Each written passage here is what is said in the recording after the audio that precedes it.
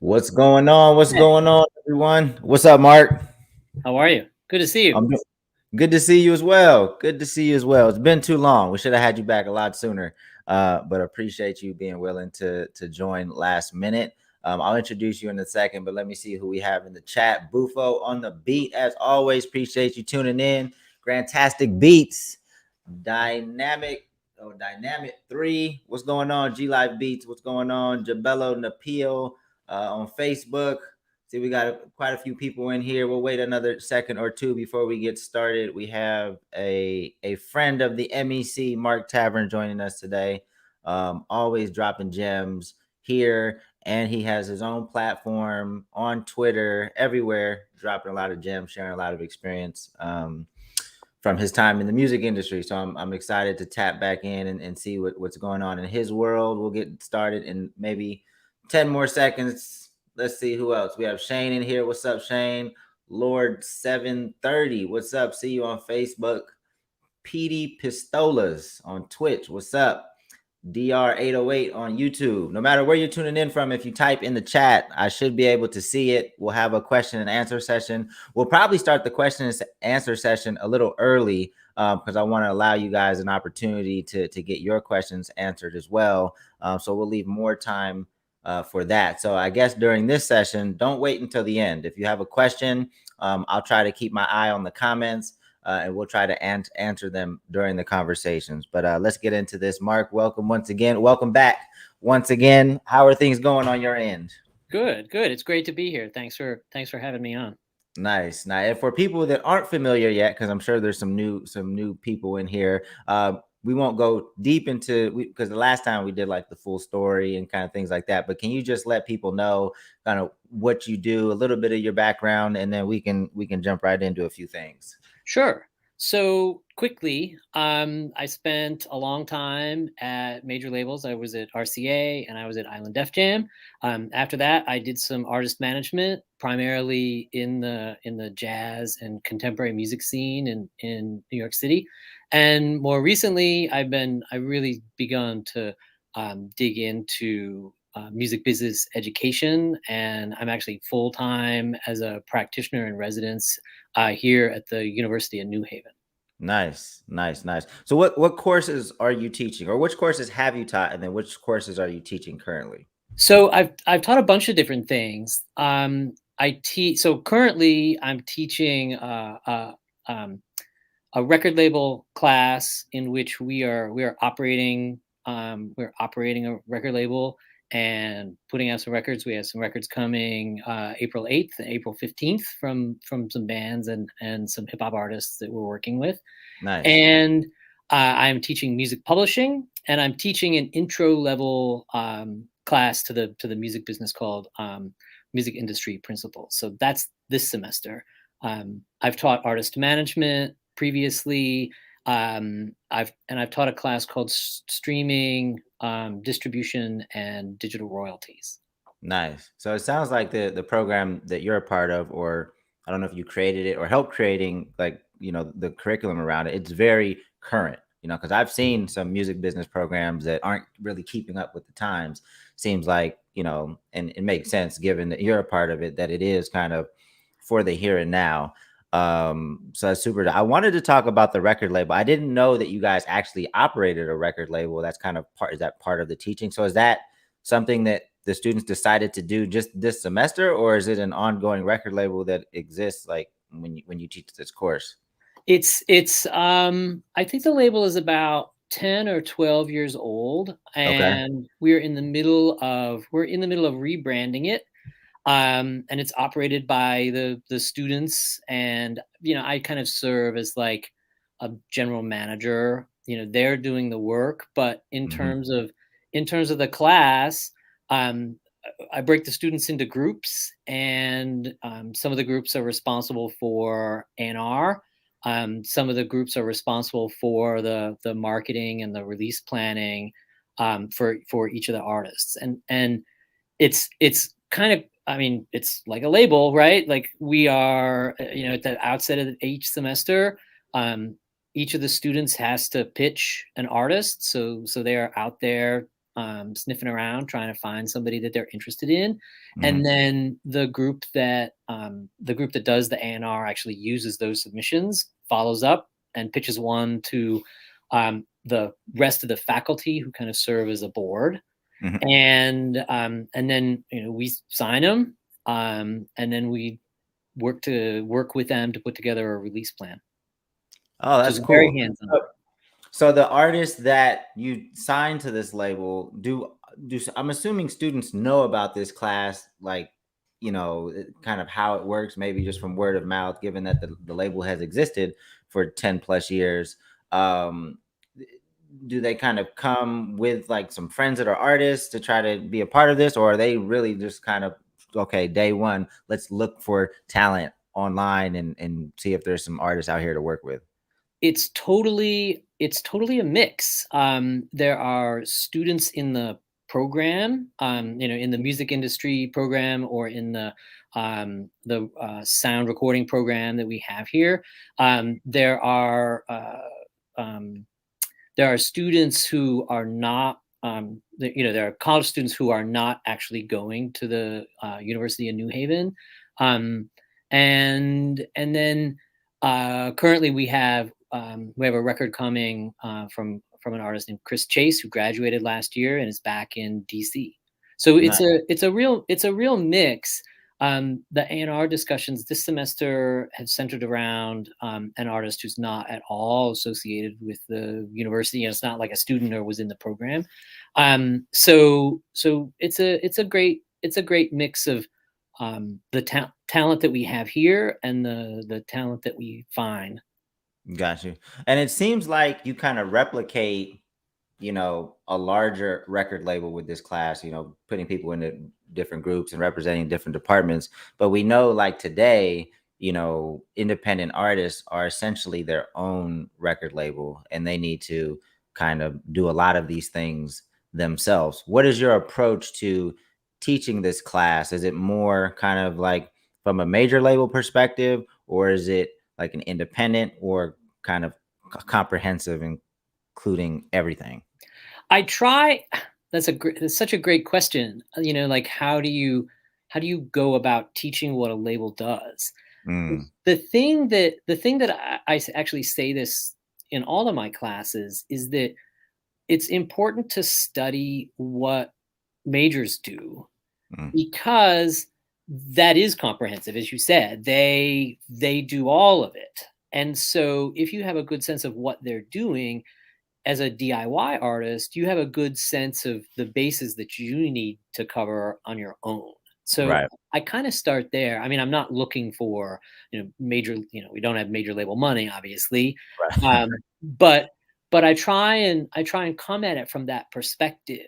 And what's interesting, and I've begun to struggle with this a little bit this semester, is that the majors are changing in terms of how their departments work. Mm, The sales function and the marketing function are kind of collapsing on each other, because you don't have retail in the same way anymore. And so you don't need a sales team that is out pounding the pavement, checking end caps. You have a marketing team that is working to get placement. And so, like, is it sales or is it marketing or is it both? I think that's like a current question. But yeah, like I start from that perspective and try and give the students an understanding of why do you sign, who are you looking for, and why, from the label perspective, and then what do you have to do in order to actually get that record on the street. right. The release planning and the logistics, and then the marketing. Right. Yeah, I mean, the industry continues to evolve. I mean, it's changed dramatically over the past, 10, 15 years. And I think it continues to change even more rapidly as new platforms exist. Obviously, wasn't social media, 20 plus years ago. What are some of the newer departments at a label that didn't exist? Newer functions or departments that maybe didn't exist? Well, Um, I think that so to go back and look at the history, like I think about in the early 2000s, there was this department called new media. And that was kind of the response to, well, if people are going to access records using their computer, how do we market to them? And so there was, there was this like need to actually figure out digital marketing kind of as it happened, like on the fly. So it kind of begins there, and then those departments actually begin to merge with the rest of the marketing department later. Right. Um, Currently now, um, I think that, as I said, like the sales and the marketing team are kind of merging, coming together. Um, and some labels are calling it commerce, Mm. because they are so closely related. You think about it, if you are undertaking some marketing to get someone to purchase a record, there's two functions there, right? You have to make them aware of the record, and then so that's the marketing function. And then you have a sales function, which is making sure that that record is actually in a store and available to them. But Right. with streaming, they're merged. The act of marketing is like playlisting in essence, because that's how consumers are finding records. That's how they're listening to them, and so that's one of the things that we're seeing. Um, Certainly, the production departments are changing because they're no longer simply about manufacturing. They have the logistics, the supply chain as well. And one of my students today actually was saying, like, wow, like we're not making a physical good, but there's still so many steps that you have to go to before you can get your record, on a streaming service or into a DSP. Right. Are I know that a few record labels are already kind of pivoting or preparing for, potential Web3 stuff. Do you see that happening already? Obviously, we can't predict the future, but how are labels responding? Have you seen anything? That's a great question that I'm not sure that I have enough knowledge to answer. Okay. I would bet um, that there are people in the marketing departments whose function is to begin to think about, well, what does Web3 mean? How does that change our marketing? Right. And I do think that everyone, related to that, I think everyone is thinking about, well, how can we use NFTs to help drive revenue and drive marketing as well? So it's definitely happening. For sure. I know that there was a question. Sorry, 1 second. Sorry about that. I know that there was a question from G Live Beats. I think he said, any books or suggestions on starting a label or running are there? What literature do you give books? Is a book required reading for the course? What would you suggest? Oh, this is a great question. So the Passman book, all you need to know about the music business is obviously a great place to start. Although that's written largely from the artist perspective. Mm. So it's a little bit like, I don't want to say anti-label, but it's the warning signs, right? And then there's a book by uh, Tim Baskerville called the Music Business um, Workbook and Career Guide. I think that's what it's called. I've used both, and they're both kind of general, overall views of the record business. A lot of what I give my students to read come from sources all over the place. Some of the things that I write for Audio Mac and DJ Booth. There is a podcast called Other Record Labels, Mm. that I don't know if you're aware of. I became aware of it last year, and I haven't heard of that one, but I'm gonna definitely check it out for sure. it's really great. The host running his own label, a musician himself, and talking through all of the issues. The I have a class on royalty accounting that's coming, and so it's great because, like, that's not the kind of thing you're going to find in a textbook. And Hmm. so he's got a 45-minute podcast on the issues that you come up with, you come up against when you're running a label and you have to pay out the royalties. Right. So that has been a great resource. But I find stuff all over the web to use. So so the podcast was called Other Record Labels, and then you mentioned a book that I think somebody missed. So what was the name of the book? It's The the Tim Baskerville Music Business um, Handbook and Career Guide. There you go. Hope I should have typed that in. Sorry. So yeah, I mean, I think, obviously I ran a record. We started a record label from zero and did quite well until it crashed and burned. But, my feelings toward record labels is that I think anybody with a platform these days like has the ability to turn that platform into a record label. So for example, I work with a comedian named Big Ja who does pretty well.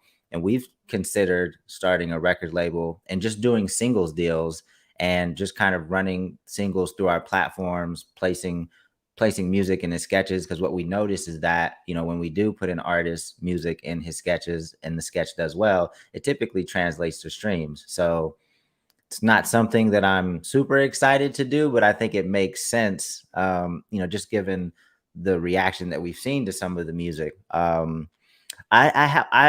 don't, I mean, obviously there's a lot of independent record labels, but I thought there was gonna be more. I thought there were gonna be more people that did kind of like the same thing that we did, but it seems like a lot of artists maybe underestimate what it takes to build like a full-on label. They might say they have a label, but then they don't have any artists, or they might sign somebody and it doesn't work out. Do you see that too? Like they have the name of a record label, but it's not built. It doesn't it doesn't ever get built out to be an actual label. I definitely agree with that, and I think it's just because it is just super hard. If you think about how other businesses go about, manufacturing a product, say, and then marketing and selling that product, um, we have a human element when it comes to a record label, and so we have so much less control over the creative product, and that just introduces so many potential issues, so many gremlins, into the system, and it just makes it really hard. And when you're dealing with personalities, you have to make sure that your communication is on point. You have to make sure that you can follow through, um, and all of that makes running a label difficult. And so I think that people have like grand ideas about let's get a record label started, Right. and then they get into, I mean, and I've experienced this, like, just in terms of how do you transition an existing label from a physical model to a digital one, um, and do so under the umbrella of a university. How many people, where are the touch points that you have to deal with, people or systems or whatever, so that you can get stuff done. It's not just like the record gets made. Everybody thinks that, the record just gets made and we get it on the street. And it is so much more complicated than that. And even with a guidebook, there are things that happen on a day-to-day basis that you can't predict. And Right. and so you're improvising a lot, simply because nobody told you that you might encounter that situation. Yeah. I think, saying you have a record label, it like feels cool, but I think that the actual work to get it to be like a thriving record label, they're not really thinking about that part. They just want to say like, "Hey, I have a record label." One of the mistakes I've seen, people that have aspirations to run a label make, or small record labels, like I've seen labels like work with too many artists too soon. Right. Like they sign several acts out the gate, and it's really difficult to have the resources to divvy up amongst several artists when you don't really have traction with like a flagship artist yet. Is that something that you've seen? Yes, that is definitely true. I mean, I'm experiencing it here, where um, you have to ask yourself, like, how much work how much work is that going to take? How much work can I afford to give? And certainly at the startup phase, like, if you have a bunch of developing artists who are all streeting records at the same time, maybe they don't have managers, or their managers are going through this process with you for the first time. There isn't a lot of there's not a lot of knowledge that you can draw upon, and so it becomes hard. I think about this a lot, with in terms of the other indie label that I've worked at, where in order to get what the label needs, you have to educate the artists on important aspects of their career that they may not have encountered yet. And so you spend a lot of time doing what you need to do as a label, but in order to get that done, you spend a ton of time getting your artists prepared to give you what you need so that you can do your part. Right. And I would, obviously with 75,000 songs now getting uploaded to Spotify, just the amount of music that needs to run through a label and get out has changed. What do you feel like that? I mean, of course, that puts more pressure on certain departments, but how do labels kind of morph to be able to accommodate just so much more music these days? I think that's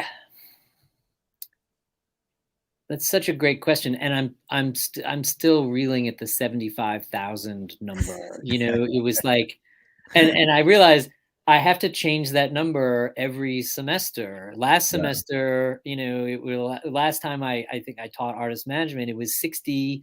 I have a video that I show where I think the number is like 20 or 30. um that is just skyrocketing, right? Mm. um what's interesting, and I don't know is if it's good. I'm just looking at notes because Spotify released some numbers last week or 2 weeks ago that talked about this.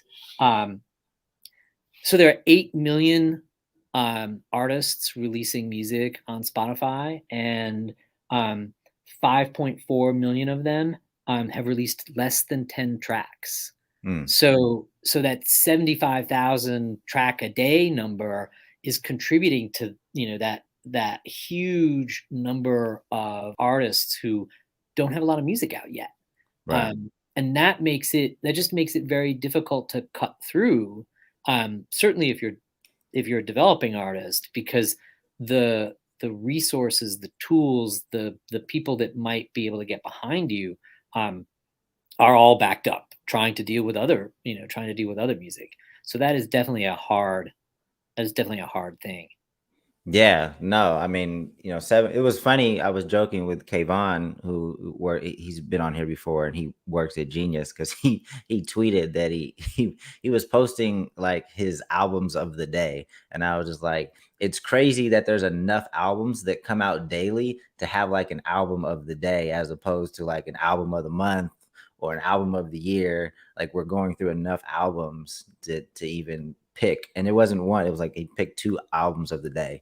So that's it's a lot of music's being created. But what did you just say the number? What you said that how 4.5 million of those only have like less than 10 tracks, you said? Yeah, it's so there are 8 million artists total, and 5.4 million artists have less than 10 tracks released. So yeah, I mean, I think that obviously that 8 million number is huge, but I always tell artists, a career in music is ridiculously tough. There's no, that's just the reality of the situation. But you're not really competing with 8 million. 8 million is not the number, right? So you already said that 4.5 million don't even have 10 tracks out. So if you are consistently releasing music, learning the business, networking, building relationships, understanding marketing, things like that, you're really only competing with a small fraction. It's still a lot of artists. Don't get me wrong. It's still a lot of artists, but it's not 8 million. I Um, think that that's totally true, and I think what you say is sort of points to the strategy that you should follow as an artist. Like, you have to begin to release music consistently, regularly, because every time you put a track out, you are creating a new story. You're creating a new touch point for not just for fans, but for industry people, where you can go back to them and say, got another song out. let me, you can pitch every time.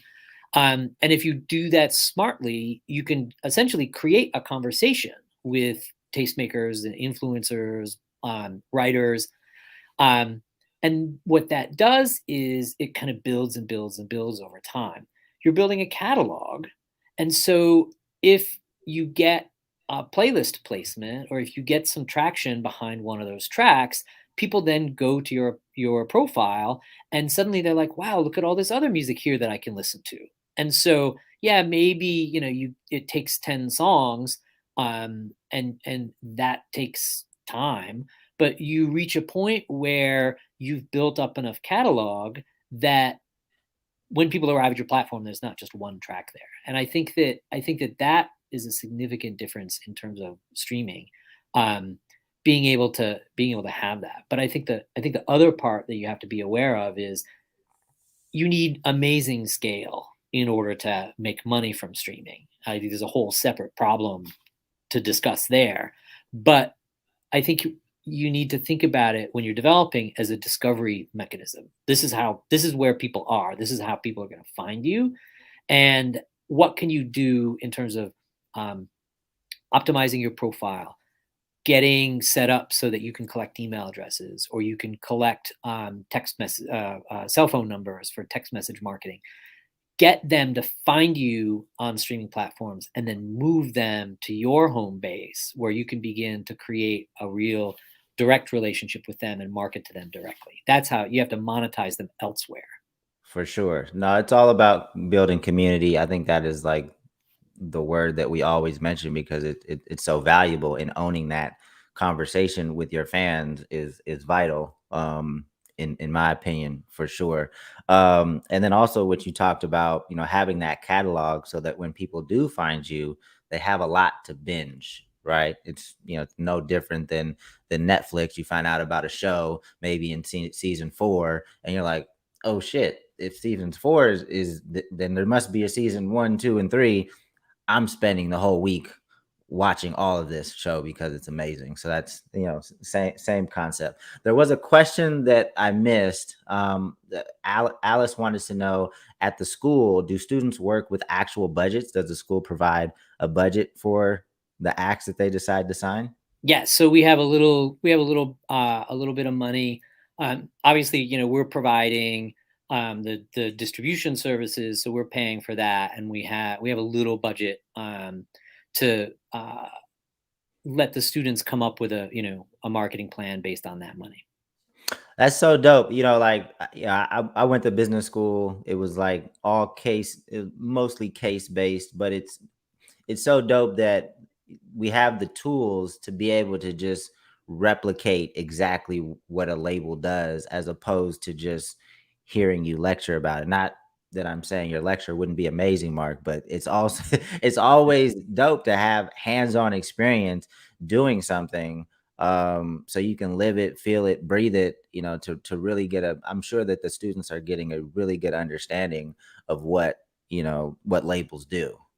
It's really great to be able to throw them into these situations and kind of help them talk through, like class today was the students giving me status reports on where they are, and then we broke into the groups, and I circulated to say, like, okay, so you gave us the status, like, where are the problems, Mm. like, let me help you get unstuck. And so in every group there was a conversation about, you need to approach the artist this way. One of the important things that I think I said today was, the artist may be looking to you to tell them what they should do. Hmm. And so you need to go into that conversation and own it, and say, like, here's our plan.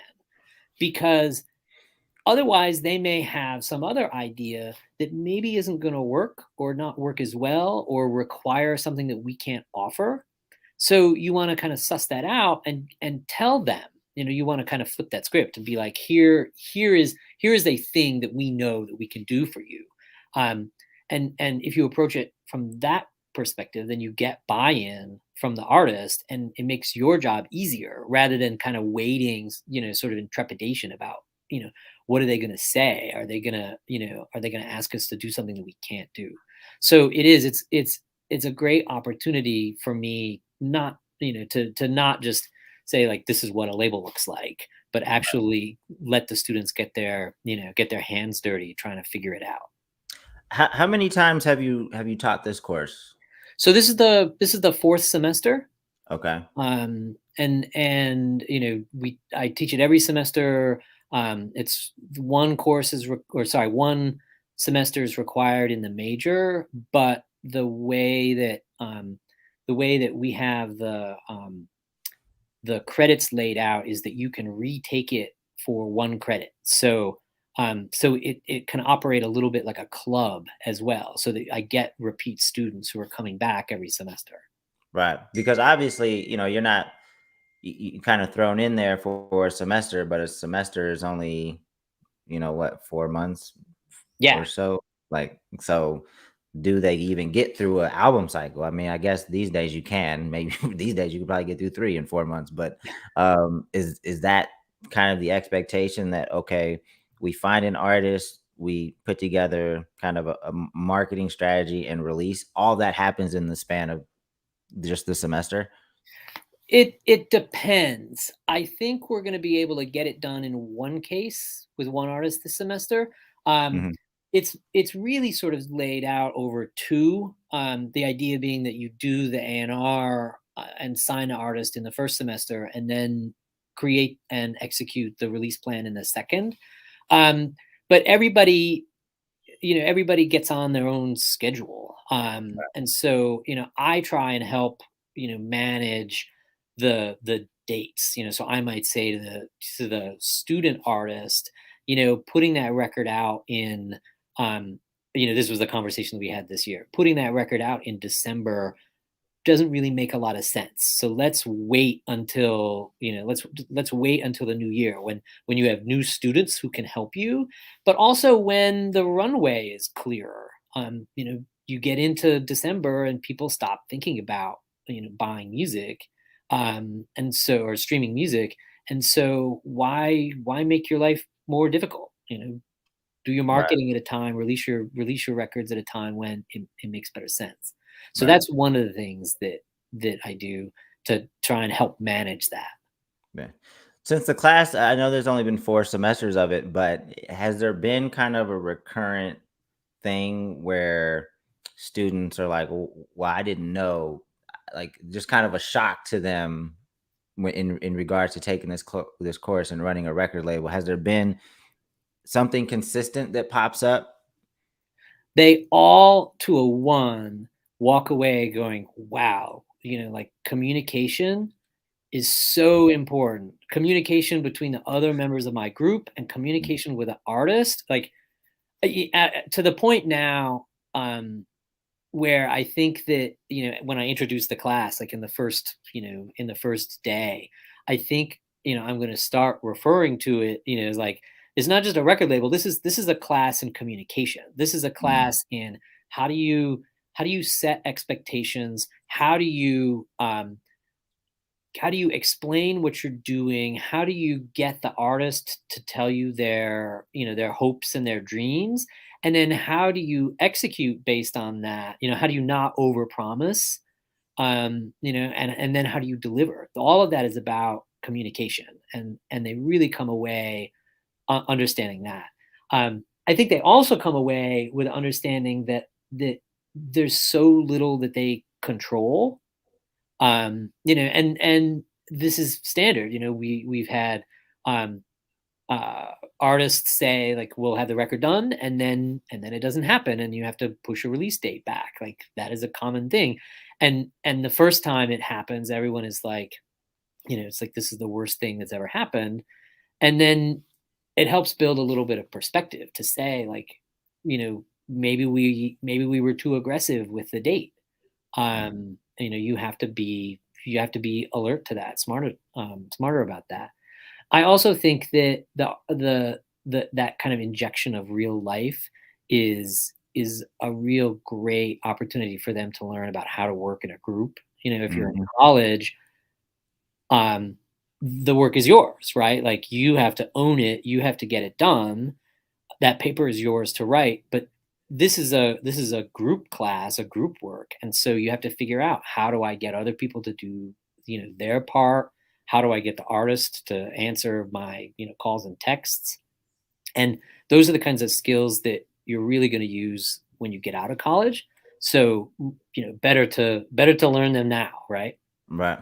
No, I mean the communication is crucial. I'm just in life in general, just with regular relationships, but with a label, that definitely was part of our crash and burn.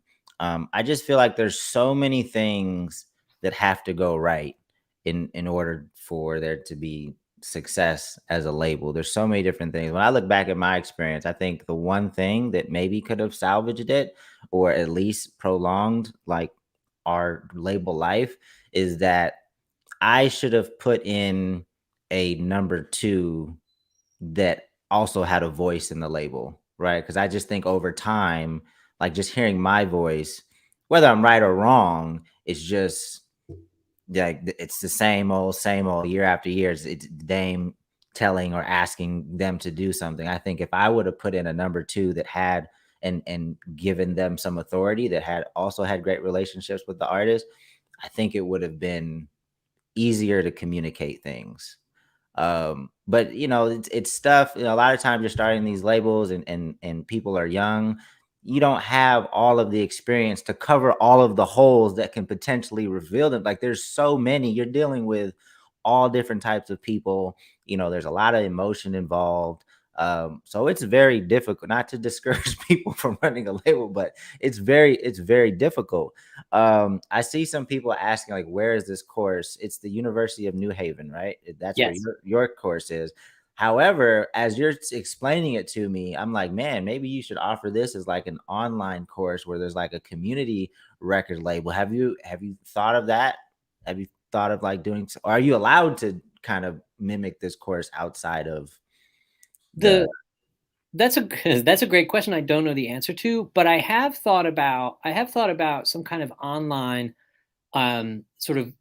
I mean, I guess that this is what you pioneered, right? Like a weekly session where people can call in. I've thought about this as something to do during the summer, when I have a little downtime now, and Mhm. just, like, I'll be available, for a certain amount of time, once a week or every other week, call in with your questions, because I think, and I do this on Twitter as well from time to time, where I'll just say, like, I'm on the train, shoot me some questions that you have, because I think that, you had a listener ask about the books, like, people, it's difficult to find the answers, and so if you can create a kind of a regular environment in which people can ask questions, that's a really great resource.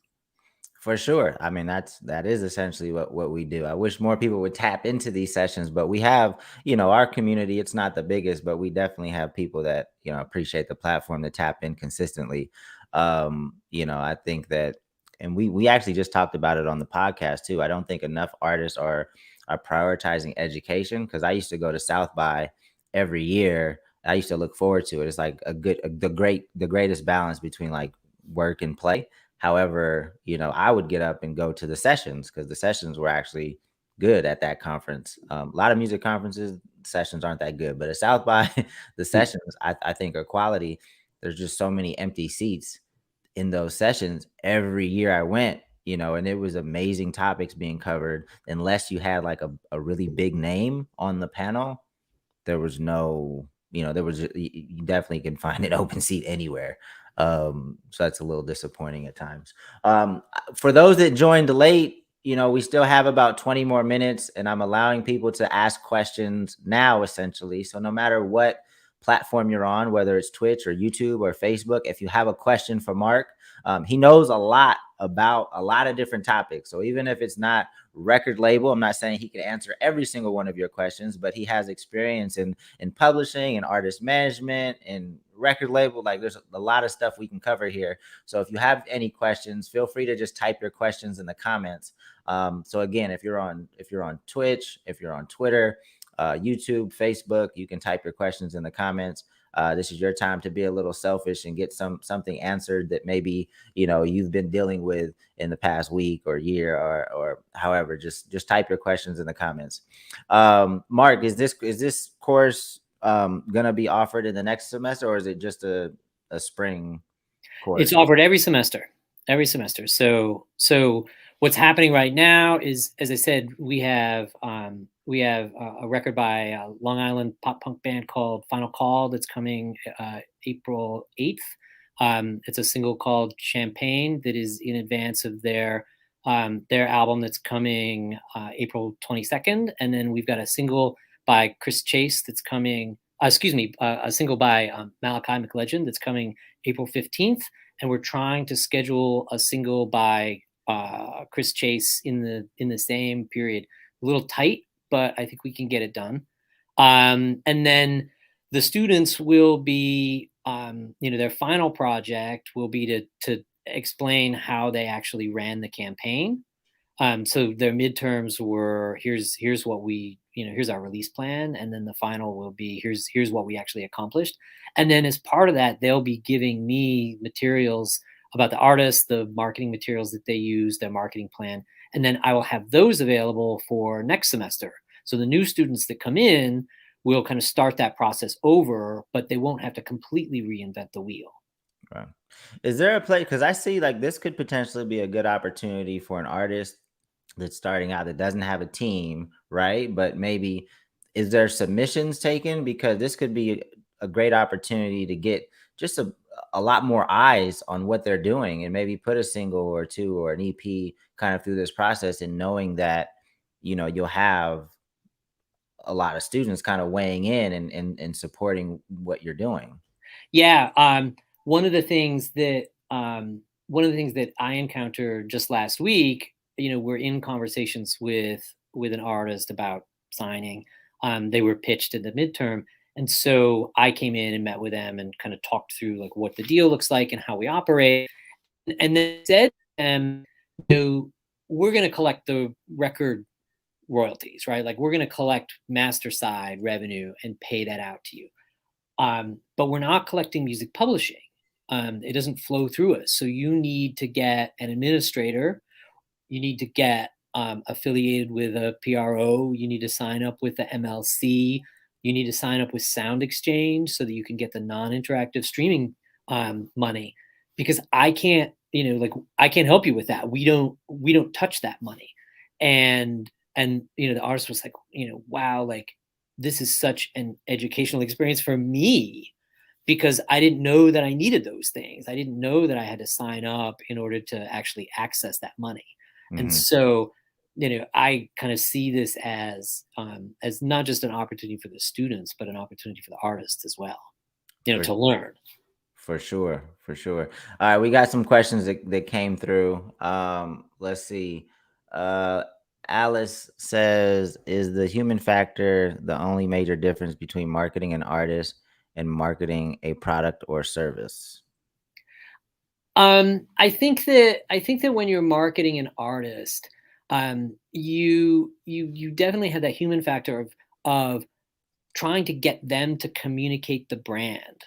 If you have a static product, it's a little bit easier because you can kind of set out like here's how we discuss the brand, right? Like you can put together a list. But if it's an individual person, it's a lot more difficult because they may have other interests, and that kind of bleeds into things, and so it's difficult to keep them on task.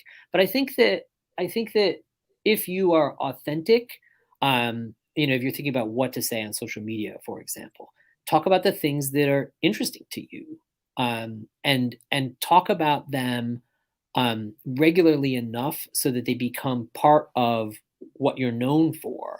And that kind of eases that problem of how do you express your brand as an individual person. Dope. Not great answer.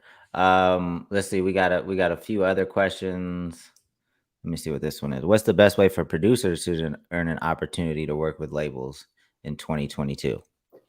So I think that so much A&R now is happening with producers Mm, that they have really kind of entered um, the creative space as individuals in a way that, when I started my career, they didn't.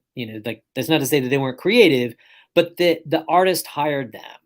And now it's so much easier for a producer to get started on their own. There are platforms like BeatStars where they can actually monetize what they're doing, as opposed to waiting to build a relationship with an individual artist and then solely working with them.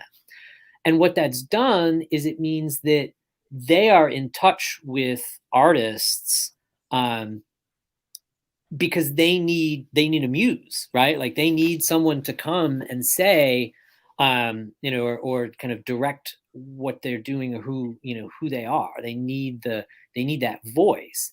And so, I think that producers, if they're in touch with, label A&R, I think a big important part of what they should be talking about is like who they're working with. mm, And maybe not, the producer isn't necessarily going to get signed by the label, because it's not, unless and until you get huge, um, you are the conduit for the label's A&R. But that is also how you make money, because if the label picks up the artist, you've got a piece of the master and you've got a piece of the publishing, and that is, an avenue for you to get paid. for sure.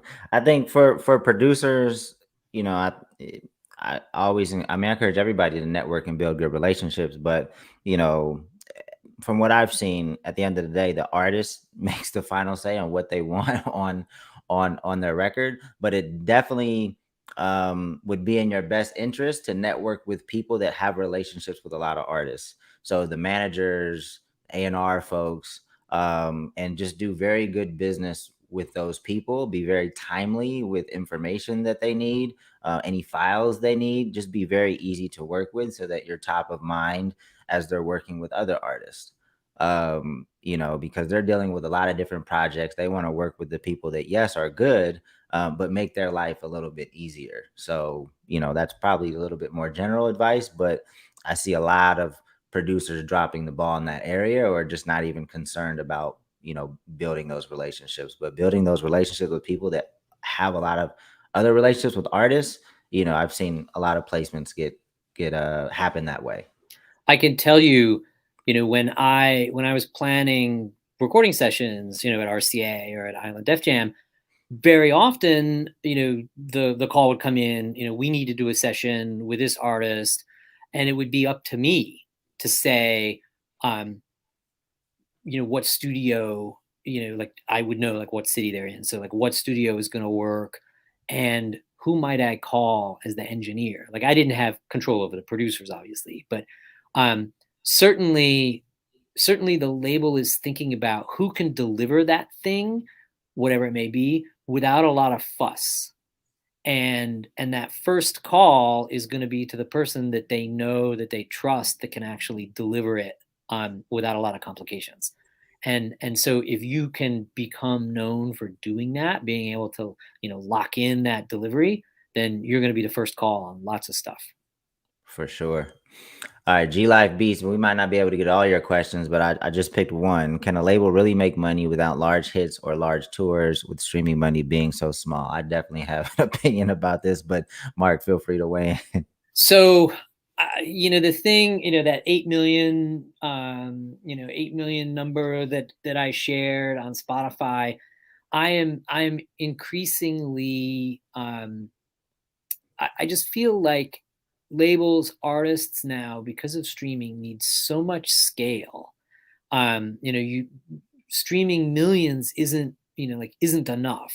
And I think that highlights a systemic issue that needs to be addressed. But that, I would agree, like, I'm in a learning environment, and so, I don't have the same sort of financial pressure.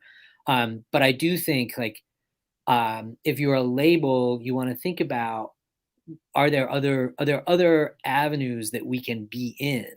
That just like the example that I gave you before of, does the artist um, uh, use the streaming platform as a way to monetize elsewhere? So like, are there ways as a label that you can help the artist and monetize monetize in other places, where the streams become a discovery tool that you then use to drive your traffic, drive your revenue in another place. Sure. So I I'm not that. I mean, people that have been watching this for a while, like they know that I'm not. I don't. I think that there's money in streaming. I've seen the money. I've collected the money, and Funk Volume died before streaming was at its peak. But those projects, just to be transparent with people, even if, and we only had a few, we didn't have that, we didn't put out that much music. But the projects that we would have put out, even to this day, generate tens of thousands of dollars per month. There's money in streaming as long as you have a community that consistently streams your music. So I just want to be a little bit more transparent, because I don't want people thinking there's no money in streaming, because it's not, because it wouldn't make sense, right? These labels are having, you know, great year. The valuations are at all-time highs. I don't know about all-time highs, but the valuations are high. Like, so where's the money coming from? It's coming from streaming. Money is coming from streaming. It's just getting to that point where you have a consistent revenue stream. It's difficult to do, but I know a lot of artists that are doing it. So even IndieFi's business model is off of streaming. Like the artists that they're investing to on that platform, people are making good money in streaming, and I want to continue to say that because that's the case. That's just, I see it. I've collected the checks. I've seen it myself. The other thing I would say is that there's so many different revenue streams when you're running a label. Obviously there's streaming and selling music, but there's touring, there's merchandise, there's publishing, there's sponsorship money. We used to sell beats on the Funk Volume website. We had a BeatStars account. There are probably, if I wrote them all down, there's probably up to 12 to 15 different revenue streams that we were collecting on. So I think it's about building a brand and then monetizing that brand in so many different ways.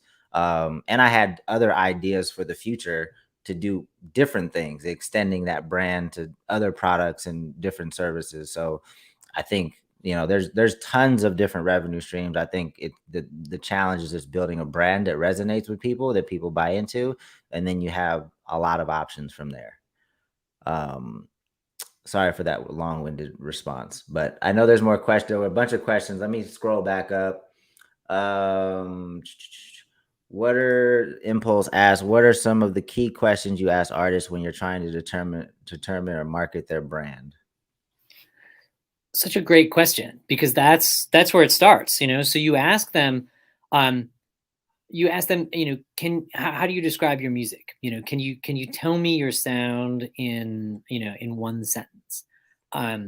If you can, then we know like how well you've honed your branding and how well you can describe what you sound like. That's important because it's difficult to talk about music, and being able to do it simply with words that everyday people understand is really important. So that's one question. And then I think you want to actually write this down. You want to put it on paper, because I think that makes it real. But you want to ask questions about, what do you stand for? What do you get behind? What do you like? What do you dislike? Because the answers to those questions are going to define who you are. They're going to define your brand. And then figure out which among those other people actually care about, and those are the ones where you can use to build some value. That's where your audience is going to come from. Dope. Cool. Let's see. Well, we can get to maybe one or two more. Let me go up here. There were more questions. Um, Let me see. Let me see. I don't. I have no. I've never worked with songwriters, so I won't have any input here. But let me see. Peyton Benj asks, "How does one go about getting a songwriting contract?" Any idea?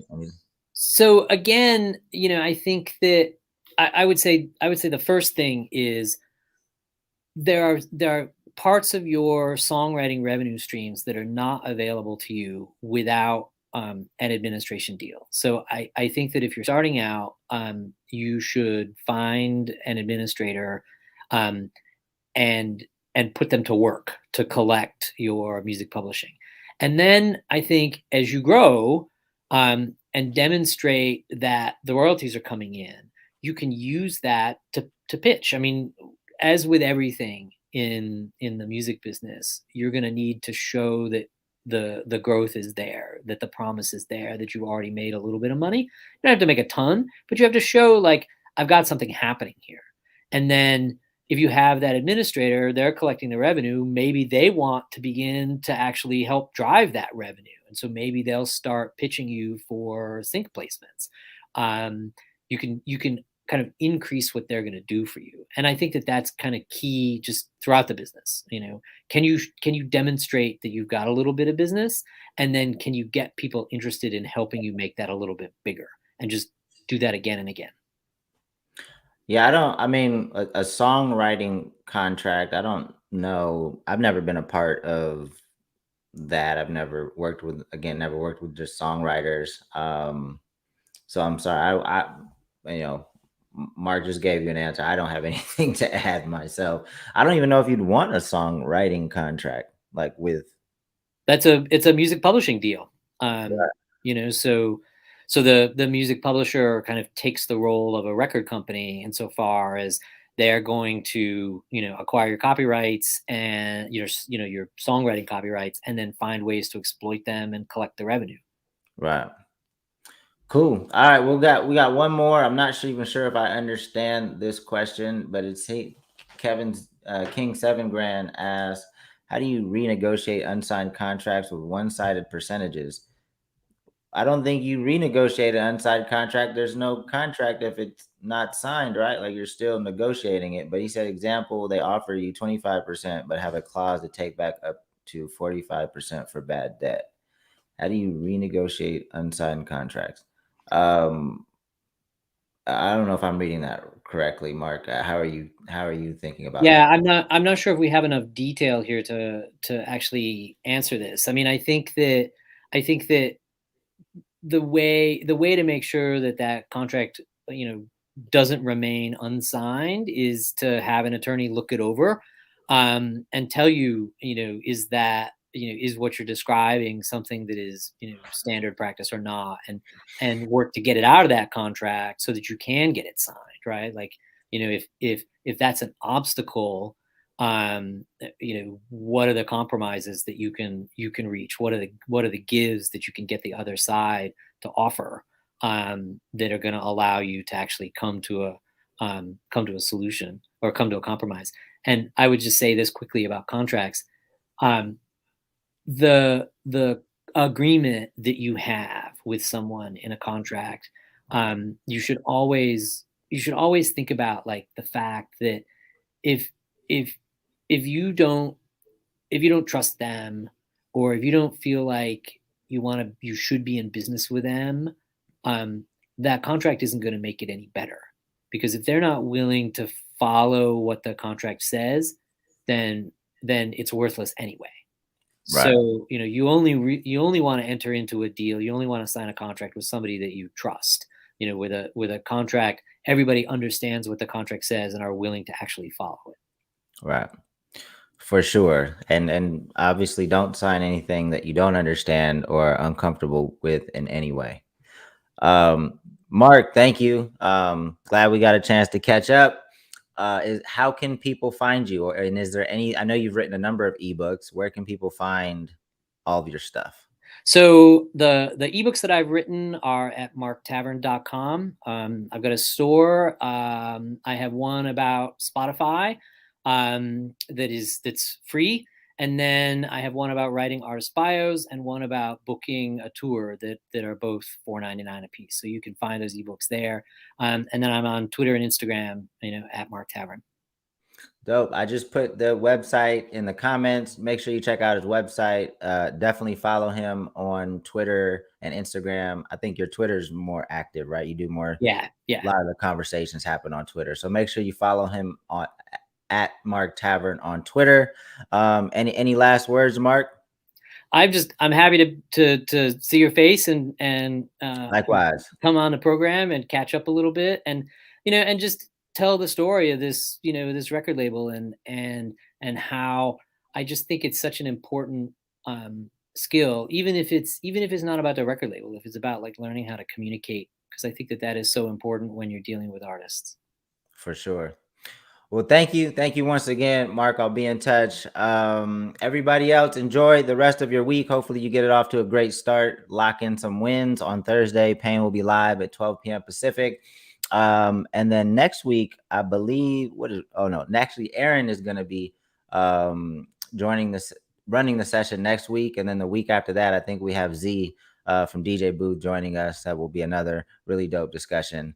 So we got some great sessions coming up. But like I said, enjoy the rest of your week. Lock in those wins, and I will see you in a couple of weeks. Thanks again, Mark.